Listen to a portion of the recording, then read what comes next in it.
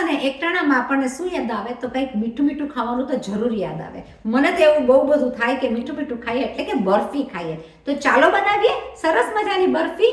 સિંગદાણાનો પાક કહીએ કે એને બરફી કહીએ. આપણે બનાવીએ સિમ્પલ રીતના 10 મિનિટની અંદર. ચાલો મારા રસોડામાં. આપણે બનાવી નાખશું મસ્ત મજાની બરફી. જે બરફી બનશે સિંગદાણાથી, તો મેં લઈ લીધા છે 1 વાટકી. ગમે એ વાટકી તમે ઘરની લઈ શકો. નાના સિંગદાણા.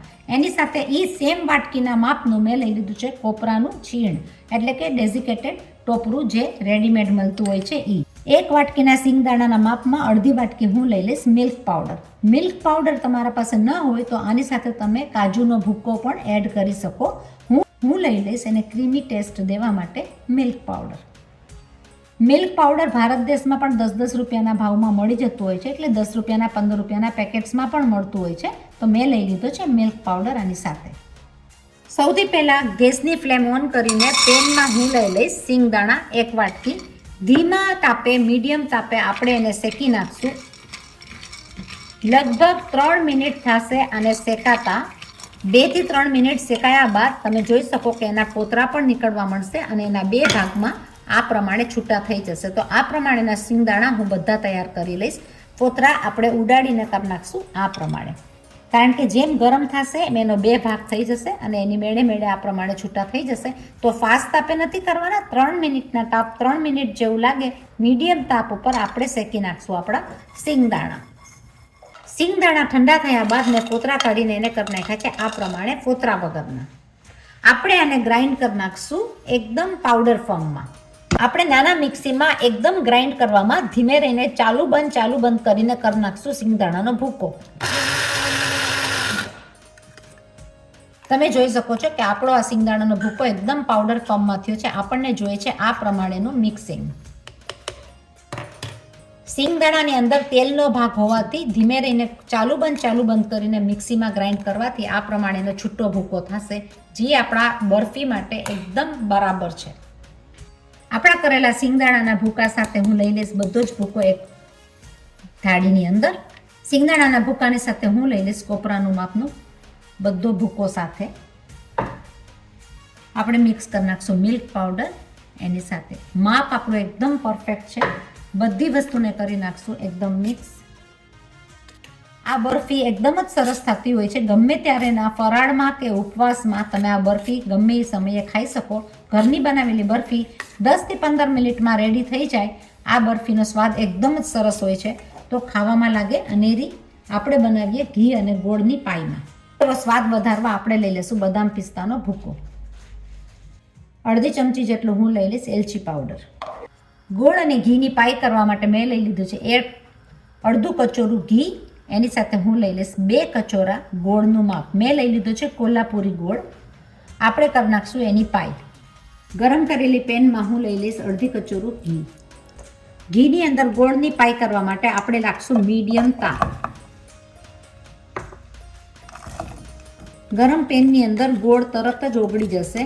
આપણે એની પાઈ કડક કરવાની નથી, આપણે ખાલી કરવાનો છે ગોળને મેલ્ટ. તમે જોઈ શકો ગોળ તરત જ મેલ્ટ થવા મળશે, કારણ કે ગરમ કરેલા ઘીની અંદર ગોળને મેલ્ટ થતા વાર જરા પણ નહીં લાગે. આ બરફી ખાવામાં એકદમ સ્વાદિષ્ટ લાગતી હોય છે. હેલ્થ માટે, છોકરાઓ માટે બહુ જ સારી વસ્તુ છે, કારણ કે એની અંદર છે ગોળ અને ઘરની બધી વસ્તુઓ, જેની અંદર સિંગદાણાનો ભૂકો, તાકાતની અંદર ગોળ અને ઘીનું મિક્સિંગ.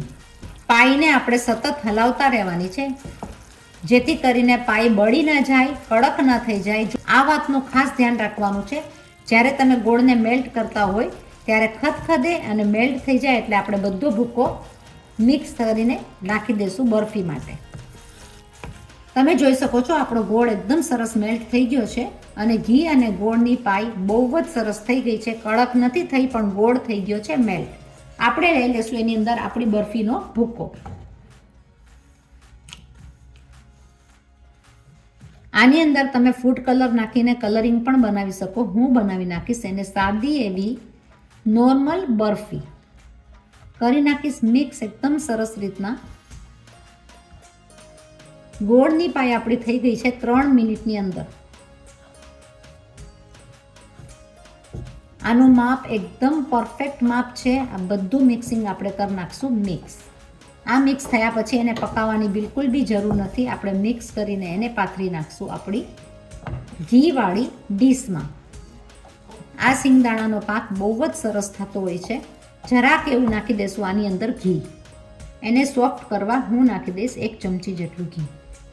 આપણો સિંગદાણાનો પાક બહુ જ સરસ થયો છે. સિંગદાણાની બરફી પણ કહી શકો, સિંગદાણાનો પાક પણ કહી શકો.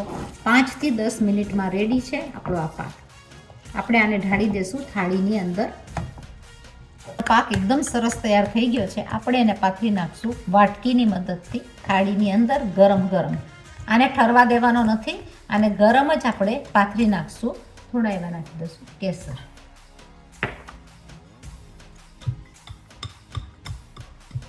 બધી વસ્તુને દાબીને કરી નાખશું. 2 થી 3 મિનિટ બાદ આપણે એના કરી નાખશું પીસીસ. આપણો ઝૂકુ પાક એટલે કે સિંગદાણાનો પાક તૈયાર થઈ ગયો છે. બરફી એકદમ સરસ મજાની ફરાળના ટાઈમમાં ગમે ત્યારે આ તમે ખાઈ શકો. આપણી આ બરફી એકદમ સરસ રીતના થઈ ગઈ છે. ચોસલા પડે છે આ રીતના. તો બહુ જ સરસ મજાની બરફી ઉપવાસમાં અને ફરાળમાં ખાવા માટે એકદમ જ સરસ બની છે. જરૂર બનાવજો. જો મારી ચેનલ હજી સુધી સબસ્ક્રાઇબ ના કરી હોય તો મારી ચેનલને સબસ્ક્રાઇબ કરો, લાઇક કરો, શેર કરો. હું નવી નવી રેસીપી બીજી ઘણી લઈને આવું છું.